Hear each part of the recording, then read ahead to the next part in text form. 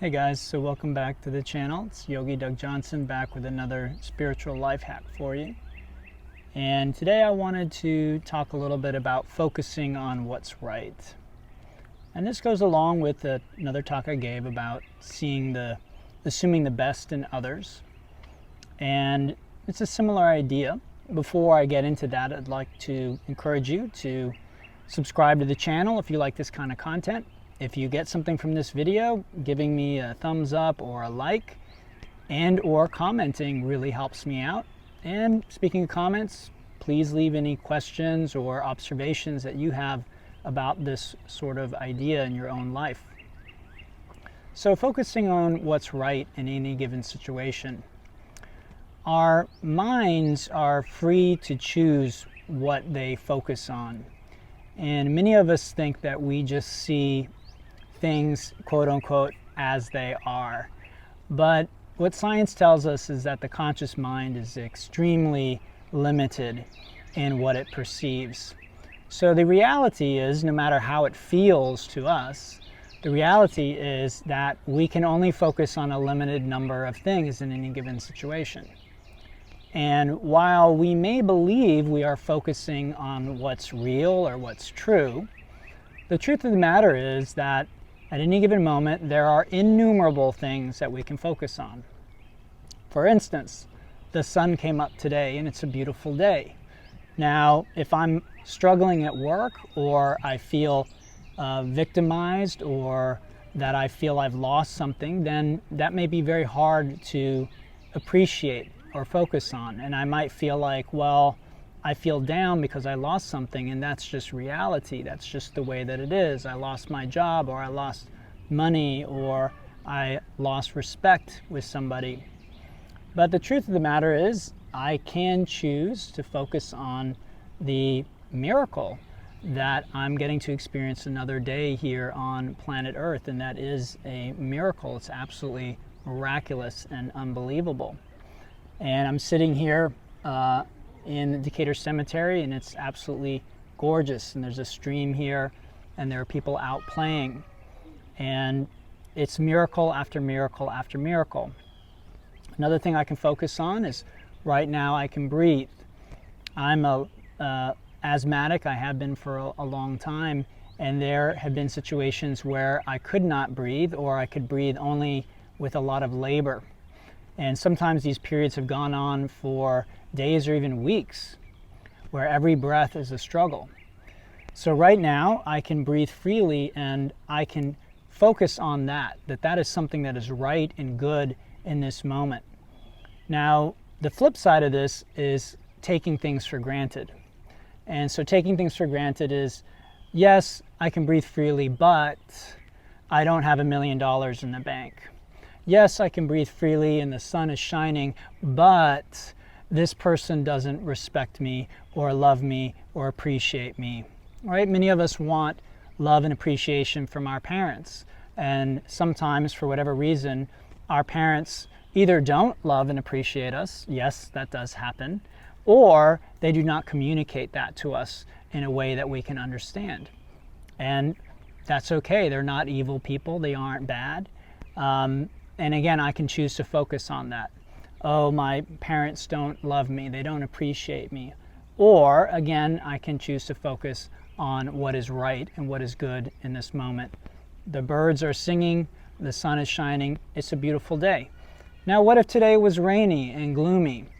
Again, there's so much going right. I can breathe. For me personally, my body is relatively healthy.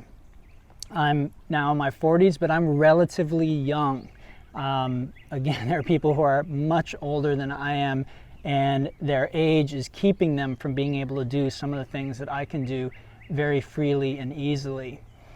So again, these are perspectives, and these are perspectives that we can choose, and it may not feel like we can choose. Again, the way that we tend to assume things are is I'm just perceiving things the way that they are. I don't have a choice. I lost my job. I don't have a choice but to be upset about that and to focus on that. But like everything I give you guys, this is a spiritual practice. This is mind training. You are training your mind. You are creating new neural pathways in your brain that shift you away from a baseline of depression or suffering or seeing things in a negative light. And you're creating a new baseline for yourself, one where you can appreciate and love the life that you have. Outwardly, this new baseline may or may not make you more money. It may or may not make you more loved by more people. That's not what this is about. This is about what's in your heart and your mind, and ultimately even your gut. So making yourself happy, joyful. And from my perspective, this is what the world needs. So what is a simple way that we can do this? Again, trying to see what is right in any given situation. What is right now? My camera is working. It's recording this video for you. That is right. When I go home, I hope that my internet is working and I can upload this video to share with you. Again, another blessing. This next breath, another blessing. The health of my body, another blessing. I do have some money in the bank, maybe not as much as I'd like, but there's some money there to pay my bills and pay my taxes, which are coming up. Another blessing. So when we really choose, we can count our blessings. And I've mentioned in the past the power of gratitude journaling. And this is a very simple thing that we can do and a very powerful thing that we can do. But beyond daily gratitude journaling, we can moment by moment choose to ask ourselves the question, to look for what is going right in this moment. Yes, our minds are very good at identifying what is wrong. You could say this is biological in nature, and our brains are not wired to make us happy. They are wired for survival in the African Savanna as it was tens of thousands of years ago.